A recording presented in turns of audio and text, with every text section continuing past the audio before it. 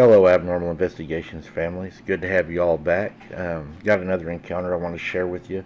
Thank you all for the support that you're showing. It means so much to us. And as always, thank you, and I love you, Hunter. I want to share a memory that has haunted me since I was a kid. Painting a background of horror that, if I believe, should surely give you the moon to rise. That is what my mom had always told me. The reason I won't go near any forest or even dimly lit areas when the sun starts to go down, when the last rays of beautiful bright light start to cast menacing shadows across the world. I mean, don't get me wrong. There was a time when I loved running around at night. Playing tag or hide and seek at night as a kid are probably some of the best I share with people that I've lost touch with over the years. But then again, after that one summer night so many years ago, we all kind of just stood hanging out in the woods with one another outside of school. But enough of that. Let me just dive right in.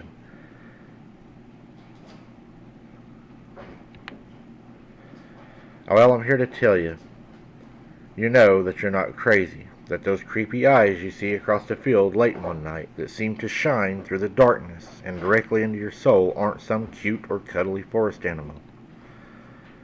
I grew up in a densely wooded area in the deep south, the kind that would have miles of nothing but huge trees packed tight on both sides of the road before you'd ever see a house.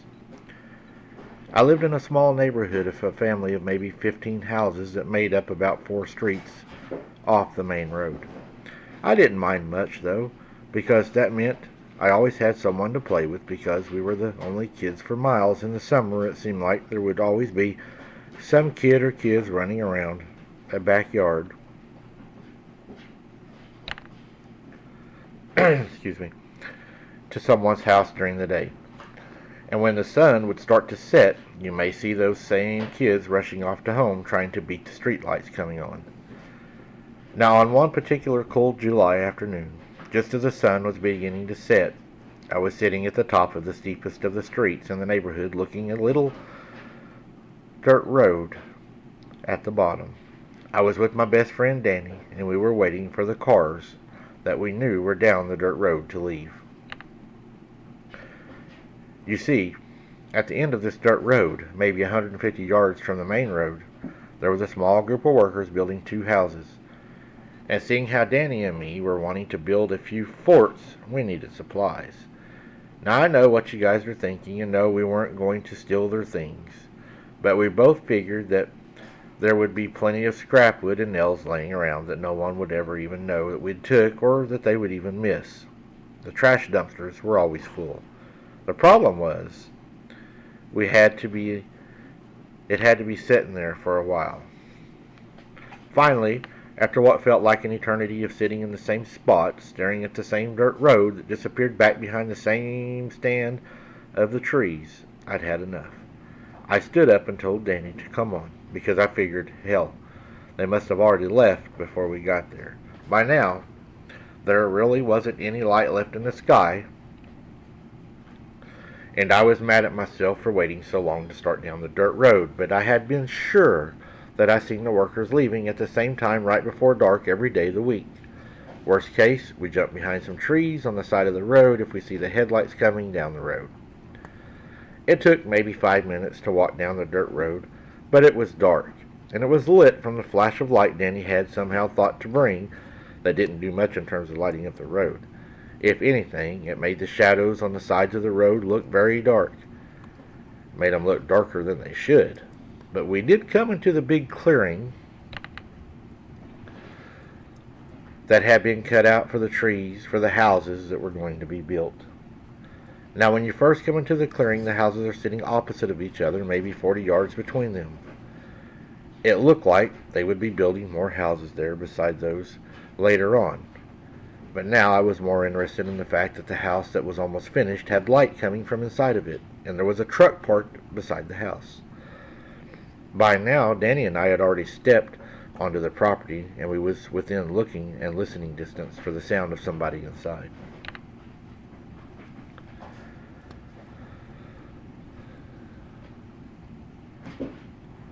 We didn't hear anyone, though. Nobody was walking around. Nobody was coming outside with tools in their hands or loading things into their trucks. Without knowing it, we had already snuck right up to the house and was standing in front of the open doorless entryway with its makeshift steps that looked like they shouldn't have been able to support the weight of a full-grown man going up and down them. Either way, I slowly crept to the steps just far enough to poke my head inside and look around. I could see all the way through most of the house because they hadn't put the sheetrock up in a lot of places, and I didn't see anyone inside. I jumped back down the steps and told Denny that the guy must have left his truck there and the road was somebody else's home. Maybe he'd come back for it later, but right now we needed to hurry because our moms would be back. We should already be mad because we took so long to get home from playing in the first place, so we quickly started looking through the pile of wood that had been thrown outside, beside the house, hoping for some big pieces we could use for walls. After gathering up and testing the small load of scrap wood for weight to make sure it wasn't too heavy to carry, we started back inside the house to see if they may have left any open boxes of nails laying around that wouldn't be missed.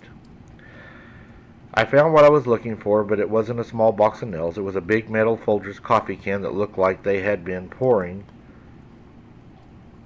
just any loose nails or screws that had been left over into it. Now I was wearing one of those short-sleeved shirts that still had a hood and a front pocket on it, and I would never really be warm enough in the winters to wear.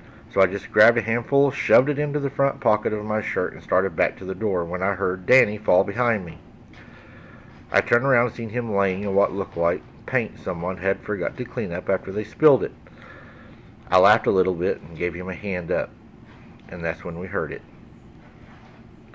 Someone was walking around outside, but it didn't really sound right. It sounded slower, almost like each step was thought about or deliberate, like whoever it was already knew we was inside and was purposely walking around the back of the house like he wanted us to know he was there. We freaked out and we took off out of the front, jumping down the steps and running off, leaving the small pile of wood we had collected, and dashed toward the small spot in the trees where the dirt road was leading back to safety of our neighborhood and the street lights. The problem was, whoever had been behind the house walking slowly around was now to the right of us, just far enough into the trees that I could only make out his shadow. But his shadow looked funny to me. As I ran full speed for the end of the road, I would glance to the right, looking at the shadow, but it would be running off to the left of us now, and it was closer. Close enough I could see that it wasn't a man, that it was too tall to be a man, that no man had ever had ears like that. They stuck up in the back a little, coming to a point just behind the head. What I swear to Christ I immediately knew was the head of a werewolf. The long snout, the eyes that seemed to just faintly glow a dull green. But still the thing was in the shadows, and I was running, scared, thinking I was about to be killed, so it's not like I could make everything out. The thing was big, though. My God, it was huge. My dad was 6'3", and this thing was slightly bent over, running, and mostly covered in shadows that stayed to the shadows, leaping from one shadow to the other behind the trees and the wood line, staying just at the edge. It was way taller than any of my dad's friends or my dad. We were almost to the end when this thing suddenly behind us. It happened so fast it just been inside us, but in the blink of an eye, it was just right behind us. So impossibly close, I thought it was going to grab me at any moment and rip me to shreds. Just then I remembered why my shirt felt so heavy, and it was flopping up and down as I ran for my life. Nails. I had the nails in the front pocket of my hoodie.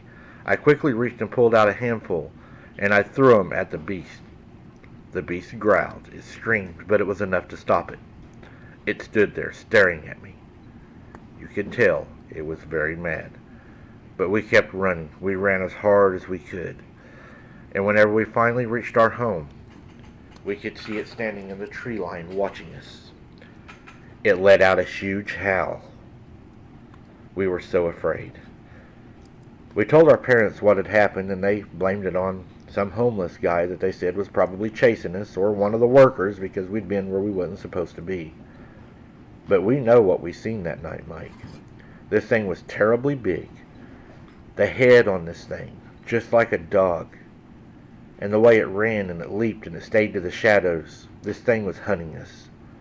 I will never go back into the woods again, and I have not to this day. Neither has my friend.